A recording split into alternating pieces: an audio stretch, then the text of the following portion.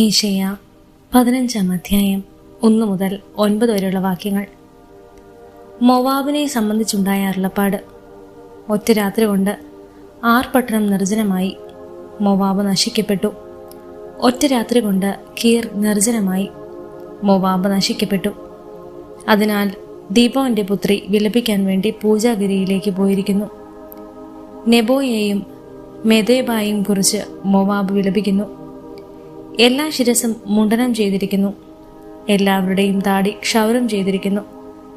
തെരുവീതികളിലൂടെ അവർ ചാക്കുടുത്ത് നടക്കുന്നു.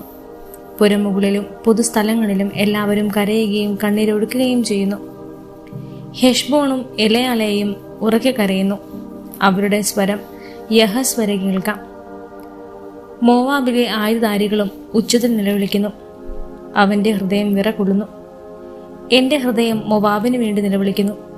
അവിടുത്തെ ജനം സോവാറിലും എഗ്ലാത്ത് ഷെലീഷിയയിലേക്കും പലായനം ചെയ്യുന്നു. ലുഹീത്ത് കയറ്റം അവർ കരഞ്ഞുകൊണ്ട് കയറുന്നു. ഹൊറോനയിമിലുള്ള വഴിയിലും അവർ നാശത്തിന്റെ നിലവിളി ഉയർത്തുന്നു. റിംറീമിലെ ജലാശയങ്ങൾ വറ്റിവരണ്ടു, പുല്ലുകൾ ഉണങ്ങി, ഇളം നാമ്പുകൾ വാടിപ്പോയി, പച്ചയായതൊന്നും അവിടെ കാണാനില്ല. അതിനാൽ അവർ സമ്പാദിച്ച ധനവും നേടിയെടുത്തതൊക്കെയും അരളിച്ചെടികൾ തിങ്ങി നിൽക്കുന്ന അരുവിക്കരയിലേക്ക് കൊണ്ടുപോകുന്നു. ഒരു നിലവിളി മൊവാബിലാകെ മുഴങ്ങുന്നു.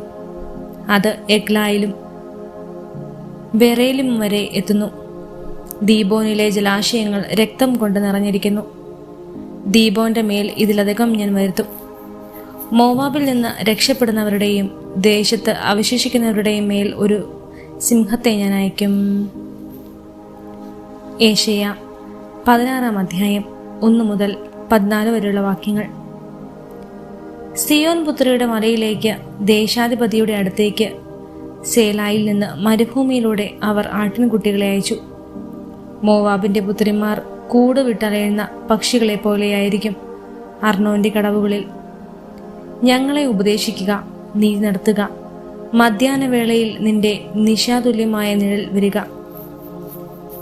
ഭ്രഷ്ടരെ ഒളിപ്പിക്കുക, പലായനം ചെയ്യുന്നവരെ ഒറ്റിക്കൊടുക്കരുത്. മോവാബിന്റെ ഭ്രഷ്ടർ നിന്നോടുകൂടെ വസിക്കട്ടെ, വിനാശകനിൽ നിന്ന് നീ അവർക്ക് അഭയമായിരിക്കട്ടെ.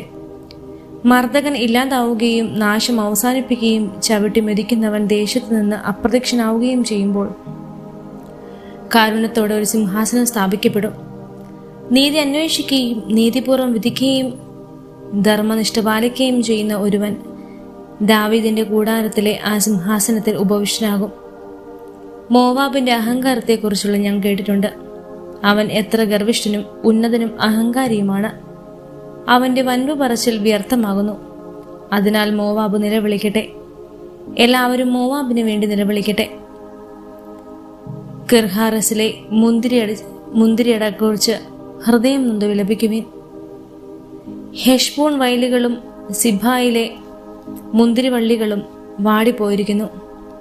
യാസർ വരെ എത്തുകയും മരുഭൂമി വരെ നീണ്ടുകിടക്കുകയും ചെയ്തിരുന്ന അവയുടെ ശാഖകൾ ജനതകളുടെ പ്രഭുക്കന്മാർ അരിഞ്ഞു കളഞ്ഞു.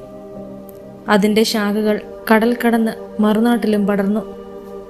അതിനാൽ സിബ്മായിലെ മുന്തിരിവള്ളികൾക്ക് വേണ്ടി ഞാൻ യാസേറിനടുത്ത് കരയും.